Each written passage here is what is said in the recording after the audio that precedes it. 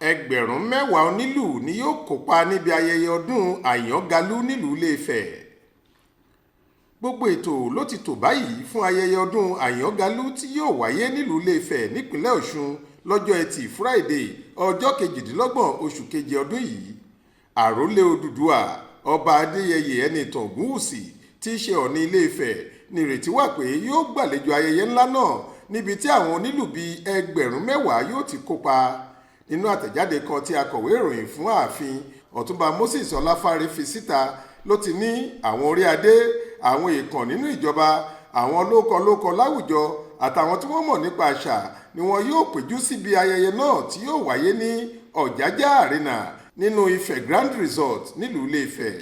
Ọláfáre sọ síwájú pé ọdún náà jẹ́ èrò inú aṣojú Ayanagalu tó tún jẹ́ alákòóso àdìrẹ Oòduà Hub olórí Adérónkẹ́ Adémilúyì Ògúnwùsì.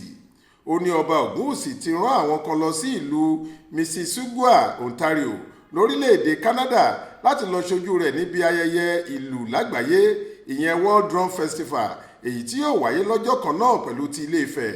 Ọmọ ọba Ṣẹ́gun Àkànní ni yóò sì gbàlejò ayẹyẹ ti Canada.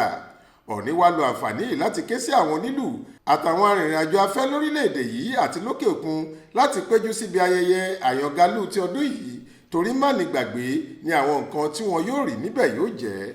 Ọ̀kan lára àwọn òrìṣà tí Olódùmarè rán sílé ayé fún ìtẹ̀síwájú, ìdàgbàsókè àti ìdùnnú ọmọnìyàn ní Ayanagalu. Ọ̀rúnmìlà ẹlẹ́rìí ìpín ló máa ń bá a béèrè ohunkóhun tó bá rú lójú lọ́wọ́ Ifá, nípasẹ̀ rẹ̀ ló sì fi ní ọlá, ọrọ̀ àti iyì púpọ̀ láàrin àwọn ọmọnìyàn.